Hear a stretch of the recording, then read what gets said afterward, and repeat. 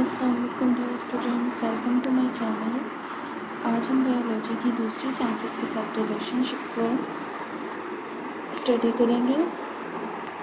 Biology एक natural science है जो लिविंग ऑर्गेनिज्म और लाइफ प्रोसेसेस का स्टडी करती है। लेकिन मॉडर्न साइंस में बायोलॉजी अकेली नहीं होती, बल्कि ये chemistry, physics, computer sciences, geography, statistics और इकोनॉमिक्स के साथ मिलकर काम करती है। इन कनेक्शंस की वजह से हम लाइफ को ज़्यादा डीपली समझ सकते हैं। अब हम इन इम्पोर्टेंट लिंक्स को स्टेप बाय स्टेप समझते हैं। सबसे पहले है बायोकेमिस्ट्री। बायोकेमिस्ट्री बायोलॉजी और केमिस्ट्री का कम्बिनेशन है। इसमें हम स्टडी करते हैं कि लिविंग ऑर्गेनिज्म के अंदर केमिकल रिएक्शंस कैसे होते हैं और केमिकल्स का क्या रोल है। एग्जाम्पल में फोटोसिंथेसिस आ जाती है, रेस्पिरेशन आ जाती है, ये सब केमिकल्स के थ्रू होती हैं। बायोकेमिस्ट्री बताती है कि लाइफ के अंदर सब कुछ केमिकल लेवल पर होता है। नेक्स्ट है बायोफिज़िक्स। बायोफिज़िक्स बायोलॉजी और फिज़िक्स का कनेक्शन है। इसमें फ़िज़िक्स के लॉज को लिविंग सिस्टम पर अप्लाई किया जाता है। एग्जांपल्स के तौर पर मसल्स का मूव करना, बोन्स और जॉइंट्स के फंक्शन और हार्ट का पंपिंग सिस्टम। बायोफिज़िक्स समझाती है कि बॉडी एक मशीन की तरह कैसे फिज़िकल लॉज को फॉलो करती है। नेक्स्ट है कंप्यूटेशनल बायोलॉजी। ये बायोलॉजी और कंप्यूटर साइंसेस का मॉडर्न फील्ड है। इसमें कंप्यूटर्स और मैथमेटिकल मॉडल्स की मदद से बायोलॉजिकल डेटा को एनालाइज किया जाता है। एग्जांपल्स में DNA sequencing, protein structure analysis, computer की मदद से लाइफ के कॉम्प्लेक्स डेटा को समझना। नेक्स्ट है बायोजियोग्राफी। बायोजियोग्राफी बायोलॉजी और जियोग्राफी का लिंक होता है। इसमें स्टडी होती है कि प्लांट्स और एनिमल दुनिया के डिफरेंट एरियाज़ में कहाँ और क्यों पाए जाते हैं। एग्जांपल्स के तौर पे पोलर बियर सिर्फ कोल्ड रीजन में मिलते हैं। डेजर्ट एनिमल ड्राई एरियाज़ में सर्वाइव करते हैं। एनवायरनमेंट और क्लाइमेट डिसाइड करता है कि लाइफ कहाँ एग्जिस्ट करेगी। नेक्स्ट है बायोस्टैटिस्टिक्स। बायोस्टैटिस्टिक्स बायोलॉजी और स्टैटिस्टिक का कम्बिनेशन होती है। इसमें बायोलॉजिकल डेटा को कलेक्ट करते हैं, फिर एनालाइज करते हैं, इंटरप्रेट करते हैं। ठीक है, एग्जांपल डिजीज़ को स्टडी करना, वैक्सीन की टेस्टिंग करना, पॉपुलेशन हेल्थ रिपोर्ट बनाना। बायोस्टैटिस्टिक्स साइंस को डेटा बेस्ड और एक्यूरेट बनाती है। नेक्स्ट है बायोटेक्नोलॉजी। बायोटेक्नोलॉजी बायोलॉजी और टेक्नोलॉजी का कम्बिनेशन होती है। इसमें लिविंग ऑर्गेनिज्म या उनके पार्ट्स को यूज़ करके यूज़फुल प्रोडक्ट्स बनाए जाते हैं। जैसे कि इंसुलिन की प्रोडक्शन किससे होती है? बैक्टीरिया से होती है। फिर जीएम क्रॉप्स, वैक्सीन्स।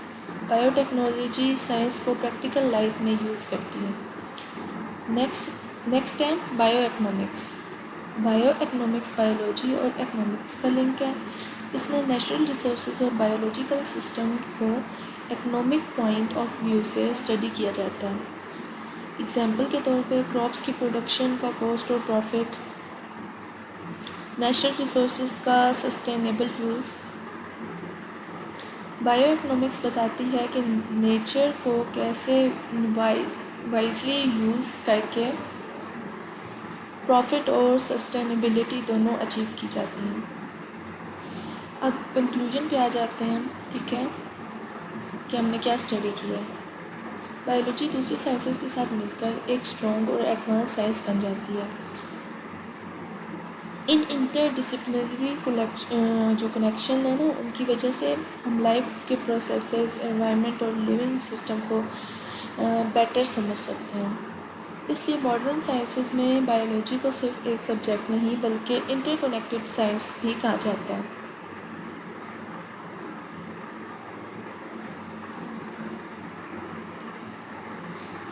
अब इसकी एक्टिविटी पे आ जाते हैं। ओके, तो हम आज की एक्टिविटी की तरफ आ जाते हैं।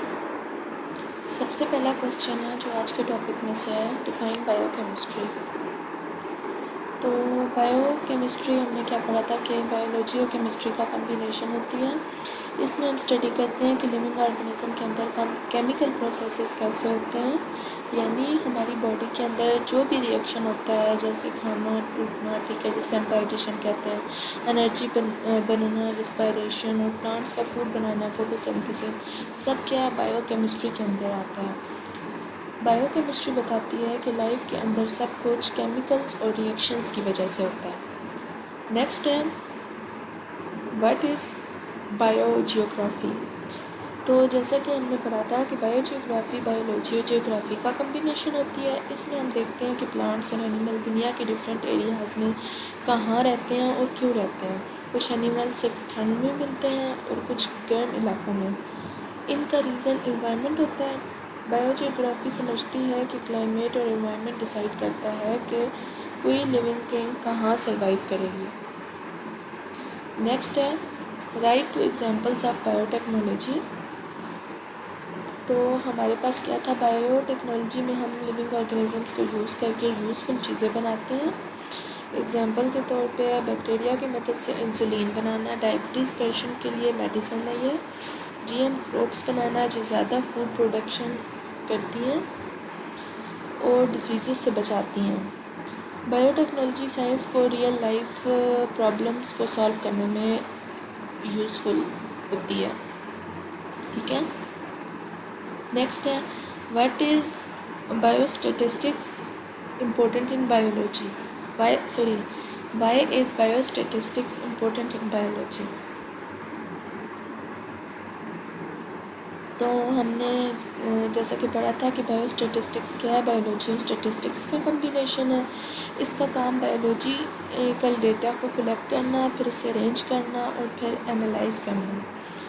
इससे साइंटिस्ट को डिजीज़ समझने, वैक्सीन टेस्ट करने और पॉपुलेशन स्टडीज़ करने में हेल्प मिलती है। बायोस्टैटिस्टिक्स साइंस को एक्यूरेट और रिलायबल बनाती है क्योंकि ये डेटा पर डिपेंड या बेस्ड होती है। नेक्स्ट क्वेश्चन है why is biology called an interdisciplinary science. तो बायोलॉजी को इंटरडिसिप्लिनरी साइंस इसलिए कहते हैं क्योंकि ये सिर्फ अपनी फील्ड्स तक लिमिटेड नहीं होती, ये दूसरी साइंसेस के साथ मिलकर काम करती है, जैसे chemistry, physics, computer sciences, geography, statistics और इकोनॉमिक्स वगैरह। इन सब साइंसेस के रोल और आइडियाज़ यूज़ करके बायोलॉजी लिविंग ऑर्गेनिजम्स को बेटर समझाती है, ठीक है। इससे रिसर्च और डिस्कवरी ज़्यादा स्ट्रॉन्ग और यूज़फुल बन जाती हैं। बायोलॉजी अकेले नहीं जाती बल्कि बायोलॉजी अकेली नहीं चलती बल्कि दूसरी साइंसेस के साथ मिलकर लाइफ को डीपली जो है ना हमें एक्सप्लेन करती है। ओके स्टूडेंट्स, आज का टॉपिक को यहीं फिनिश करते हैं। उम्मीद है कि आप सबको बायोलॉजी और दूसरी साइंसेस का रिलेशन अच्छी तरह समझ आ गया है। अगर किसी का कोई पॉइंट ऑफ व्यू अनक्लियर हो तो कमेंट सेक्शन में ज़रूर पूछ लीजिएगा, हम उसे दोबारा अच्छे से डिस्कस करेंगे, ठीक है। और अपनी डेली लाइफ में इन एग्जांपल्स को ऑब्जर्व करते रहना ताकि कॉन्सेप्ट और स्ट्रॉन्ग हो जाए। तो क्लास को यहीं स्टॉप करते हैं। टेक केयर एंड अल्लाह हाफिज़। Thank you for watching.